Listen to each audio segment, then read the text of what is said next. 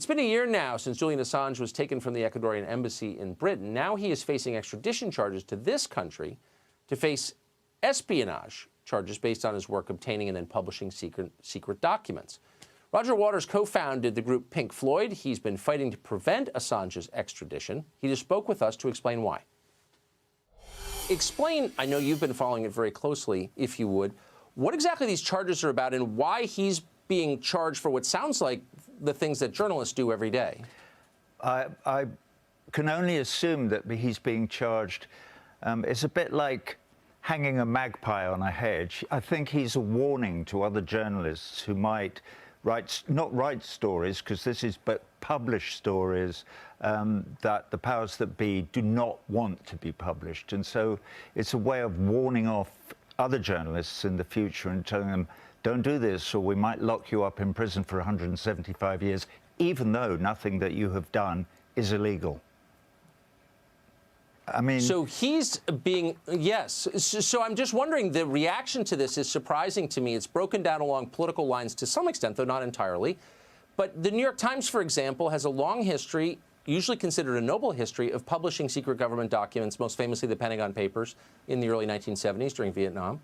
Why haven't papers like the New York Times come to Julian Assange's defense? Well, you would have to... Oh, the papers? Well, you would have to ask the papers. Yes. I was wondering if you were going to ask, why hasn't the DOJ decided to prosecute the New York Times and the Manchester Guardian and the Washington Post, who all published the same information that Wikileaks did? Why is it that they picked out Julian Assange as an example to hang in the hedge and not those other papers? It's an interesting... Well, that is a fascinating question. Well, thank you. There are a lot more fascinating questions. But that one right there, so you're just to be clear, those newspapers published the information that he's facing 170 years for disseminating. They absolutely did. And the Guardian newspaper, I have to say, two of the journalists who published the same information that Julian did on WikiLeaks actually have exposed odd names and brought people into danger because they didn't concentrate on their work and redact everything as Julian did. Julian never put anyone in any danger, and the CIA have owned up to this quite recently. So that story that was spread, that he put lives in danger and so on, is absolute nonsense, as are all the other smear stories that were told about Julian Assange over the last 6 or 7 years. And he was quite right to go to the Ecuadorian embassy for asylum and to not go to Sweden, because we've since learned that the Swedes would have extradited him. And there is not a hope in hell that Julian Assange would get a fair trial in the Eastern District of Washington, D.C. I mean, because... Sorry, go on. No, I'm just wondering how you got so informed on this and so involved in it.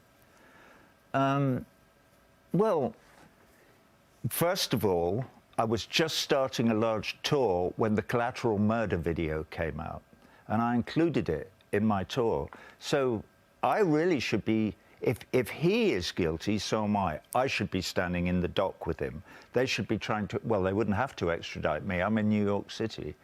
But, you know, every single night of the wall tour that I did, that went on for nearly 3 years, that video of that collateral murder, you know, of the young Americans, airmen, killing those unarmed people, and those two Reuters cameramen in the street. So that it was published in many, many other places, and quite rightly. And it has actually been of great value, I think, to all of us. I'm certain that you believe in freedom of the press and freedom of speech, and you believe in the first...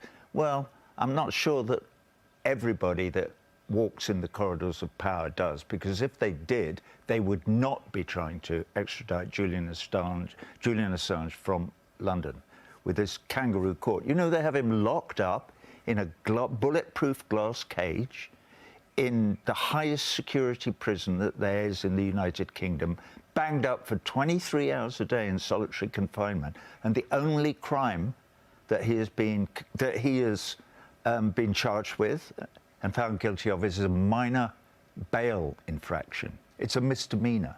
Yes. It's not even what you guys would call a felony. So it's pretty bizarre. So let me just... that leads to my final question, which is, in hanging in a lot of people's minds are the sexual assault, I think, charges that we read so much about that Assange was facing. There weren't Whatever any. happened to those? There weren't any. Okay. They never happened. Neither of the women involved accused him of rape, ever. This was a concoction of somewhere in between the Swedish police and the Swedish judiciary. This story was allowed to develop and to escape. And it was blown out of, not out of all proportion, it was completely invented by mainstream media for whatever their motivations might be. All the smearing stories about Julian Assange, all the stuff about his cat and his personal habits, and is completely made up. If you look into Niels Meltzer, who was the special rapporteur for torture from the United Nations, who interviewed Julian at some length and has released a really interesting report on all of that.